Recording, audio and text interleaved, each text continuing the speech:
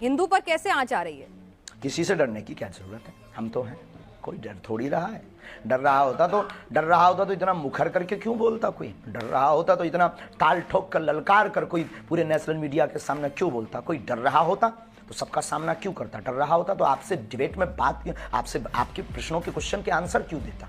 ठीक है, तो अगर डर नहीं रहे थे तो हिंदू डर नहीं रहा, हिंदू जग रहा। ठीक है, आपके ऊपर हिंदुओं को बहुत भरोसा है। अच्छा, आप कह रहे हैं, धन्यवाद। एक मिनट धीरेन्द्र जी, आप कार्यक्रम मत छोड़िए, बस मुझे 5 मिनट दे दीजिए। मेरे मुश्किल से 2-3 सवाल और हैं, ठीक है? अब आप इतने मुश्किल से मिले हैं तो आप और आपका और मेरा तो एक अलग रिश्ता भी नहीं, हम दोनों हमारे सामने बहुत कैमरा है, हम कार्यक्रम नहीं छोड़ रहे, आप सामने आ जाओ, 2 से 3 तो मैं कह रही हूँ ना आपसे, बस मुझे एक बात बता दीजिए कि आप एक बात बता दीजिए, आपके अंदर लोगों की इतनी आस्था है, लोगों का इतना विश्वास है, लोग कह रहे हैं, मैं आप सोशल मीडिया जाएंगे तो बहुत सारे सवाल हैं आपके भक्तों के। हमने भी वहां पर धाम में जाकर भी भक्तों से पूछा, वो कह रहे हैं बाबा जी क्यों नहीं आ जाते सामने, बाबा जी क्यों नहीं जाके उनका चैलेंज स्वीकार कर लेते, दिक्कत क्या है?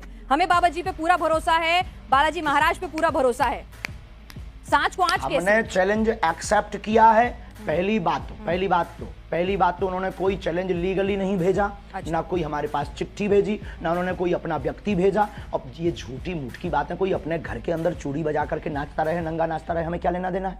उनको दिक्कत है वो आ जाए। और रायपुर छत्तीसगढ़ हमारा क्षेत्र नहीं है कि हम घर में बैठ करके दुबक करके ललकार लें। ये थर्ड प्लेस है, ना उनके बाप का ना हमारे बाप का। आ जाए, कल भी दरबार लगना है ठठरी। लेकिन धीरेन्द्र जी वो कह रहे थे क्या वो किसी न्यूट्रल बैकग्राउंड पे भी आने के लिए तैयार है? कोई ऐसी जगह जहां पर ना नागपुर हो, ना मध्य प्रदेश, छत्तीसगढ़ या छतरपुर धाम हो, कोई ऐसी जगह जो दोनों के लिए बिल्कुल वो बता दें। हम तो शिमला चलेंगे, हम तो दिल्ली हम कह रहे हैं आप न्यूज नेशन आ जाइए, आपसे मुलाकात का भी मन है, आप न्यूज नेशन आ जाइए, न्यूज नेशन के मंच पर आ जाइए। किलोमीटर है, ये झूठी बात।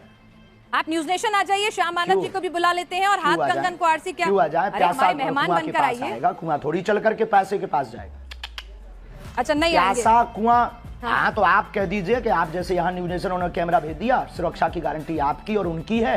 प्यासा कुआं के पास आता है, आ जाओ, दरबार खुला लगा, 4 लाख लोगों, हम फिर महाराष्ट्र जाएंगे और वहाँ फिर ताल ठोक कर बुलाएंगे। यानी आप कह रहे हैं आप फिर से जाएंगे नागपुर? हमारे स्टूडियो क्यों जाएं? चलिए ठीक है, हमारे स्टूडियो नहीं आए, हम आपके पास आएंगे करने के लिए। आप आएंगे दिल्ली, फिर जाएंगे महाराष्ट्र जाएंगे। अच्छा धीरेन्द्र जी, एक सवाल ये भी उठ रहा है कि भाई आप आओ, क्योंकि प्यासा कुआं के पास आता है और हमारी श्रद्धा बोलेगी, हमारे गुरुजी बोलेंगे, हम आपकी न्यूज नेशन आएंगे और ताल ठोक करके आएंगे बहन जी। बिल्कुल इंतजार रहेगा। अरे हम सनातनी बब्बर शेर हैं, इंतजार रहेगा। लेकिन एक बात और बताइए, आप लव जिहाद को लेकर भी बहुत ज्यादा नाराज हो जाते हैं। भाई प्यार तो किसी को किसी से किसी भी वक्त हो सकता है, प्यार में धर्म, जाति, समुदाय के बंधन कैसे? सबके लिए।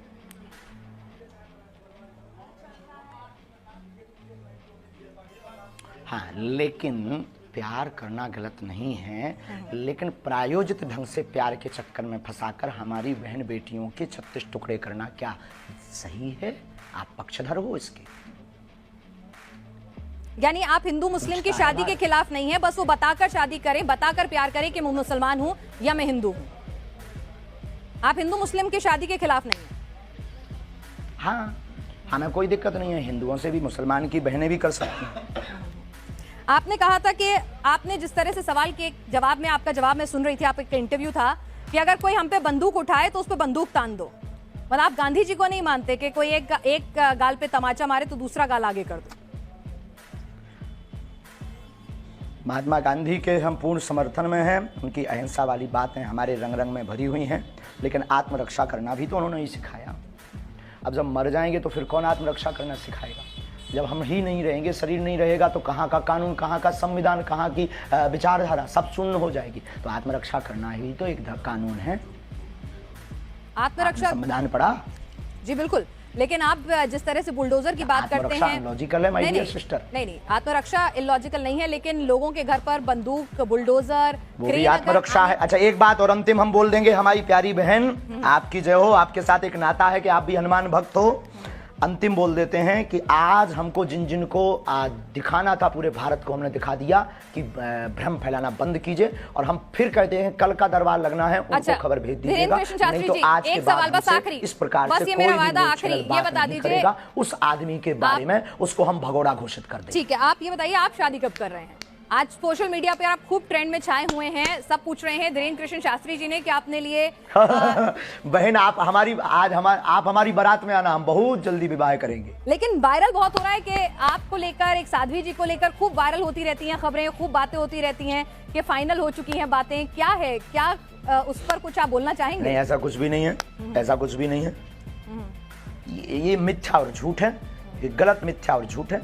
और जब भी करेंगे डंका बजा करके करेंगे। तो लड़की पसंद कर ली आपने? बहुत बहुत धन्यवाद। अब आप सामने आएगा, कुछ बातें सामने समझ में आई। कल दरबार लगना है, अगर हो सके तो आपको बहुत प्रश्नों के उत्तर कल दरबार में मिल जाएंगे। आ जाओ, आकर के बैठ करके देखो। और फ्लाइट का टिकट आज रात को ही करवा लो, कल पनीर हम खवाएंगे बहन। चलिए धीरेन्द्र जी, आप हमारे साथ, आपके पास वक्त की कमी है। कंगन को आरसी क्या? चलिए कंगन को आरसी क्या, ये बताइए। कंगन को आरसी क्या? एक और सवाल आया है। दूध का दूध और पानी का पानी हो जाए। आपका ये इंटरव्यू लाइव जा रहा है, इस इंटरव्यू में एक सवाल और आया है तो वो और पूछ लेती हूँ। एक माइंड रीडर है, वो कह रही हैं कि हम भी माइंड रीडिंग करके हजारों की भीड़ में से नंबर बता देते हैं, नोट पे क्या नंबर लिखा है, क्या सीरियल ऑर्डर है, ये सब बता देते हैं। तो आप उनसे अलग कैसे हो? हम नंबर नहीं बताते हैं, बहुत बड़ी कृपा है ये हमारे ऊपर। ना तो हम मोबाइल नंबर बताते हैं, हम ना नंबर बताते हैं, ना ये कोई घोषणा करते हैं, ना हम कोई जादूगर हैं, ना हम कोई इन सब चक्करों में पड़ते हैं। और कृपा में और रीडिंग में, अच्छा रीडिंग ये होती है जब व्यक्ति सामने हो। आज हमने दरबार आपने देखा नहीं है, क्या है आपका जो अनुभव है? नहीं देखा है, हमने देखा है, हमने देखा है, हमने पूरा देखा है। आप पर्ची पर लिखकर बता रहे थे, लोगों के नाम बता रहे थे। किसी पत्रकार को हमने पहले से ही पर्चा बनाकर रख दिया था। अब ये माइंड रीडिंग से बाहर विषय। अच्छा, तो आप ये कह रहे हैं अगर मैं अपने साथ, ठीक है धीरेन्द्र जी, मैं एक आपसे पूछ रही हूँ कि अगर मैं अपने साथ 2 लोगों का लेकर आती हूँ जिनको पहले से नहीं बताती हूँ कौन वो लोग हैं, उनके बारे में आप अपने दरबार में सब कुछ बता देंगे? आपके पास वो दिव्य शक्ति है? देखो, जो हमें आज्ञा लगेगी, जो उनका प्रश्न मनोभाव का होगा वो हम लिख देंगे। जो हमें गुरु कृपा होगी, आपके कहने पर या आपके प्रमाण पत्र के लिए हम दरबार नहीं लगाएंगे। दरबार में लेकर आइए, राम नाम का उनसे जाप करवाइए, फिर अर्जी लगेगी। यानी मतलब आपका मन होगा तो बताएंगे, नहीं होगा तो नहीं बताएंगे, ये है ना मामला? 8 बज गए हैं, श्योर शॉर्ट कुछ नहीं है। फोन पे है क्या? हमारा कोई मन नहीं होता है, शक्तियों का मन होता है। तो शक्तियों का मन, अगर हम लोग दिल्ली से आएंगे स्पेशली आपके पास, अगर दिल्ली से स्पेशली आपके पास आएंगे तो ऐसा भी हो सकता है कि गुरु प्रेरणा नहीं हो, आप ना बता सके वहां पर कुछ, आपको कुछ समझना है। 1 मिनट, वहां फोन लगा दो उनको। ऐसा भी हो सकता है अगर हम आपके पास आए और आपको उस वक्त गुरु प्रेरणा ना मिले, तो ऐसा भी हो सकता है कि आप कुछ ना बता पाए, आपको कुछ नहीं समझ में आए, कोई जवाब ना हो आपके पास, ऐसा भी हो सकता है। दरबार से हम खाली हाथ लौट जाएं? देखो, बिल्कुल बिल्कुल बिल्कुल बिल्कुल। दरबार में आकर के आप बैठिए, सीताराम जप करिए। दरबार खाली हाथ कौन लौटता है? सीताराम नाम का जप दरबार में बैठने भर से सामूहिक अर्जी मात्र से ही कल्याण हो जाता है। पंडित धीरेन्द्र कृष्ण शास्त्री जी हमारे साथ हैं। महाराज जी, आपका स्वागत है न्यूज नेशन पर। ये बताइए कि आपने तो आज खुला दरबार भी लगा दिया, लेकिन आपके चैलेंज देने वाले, बहुत धन्यवाद बहन जी, आपको चैलेंज देने वाले अभी भी संतुष्ट नहीं है। वो कह रहे हैं ये दरबार जो है वो छतरपुर धाम में ही क्यों लगा रहे हैं,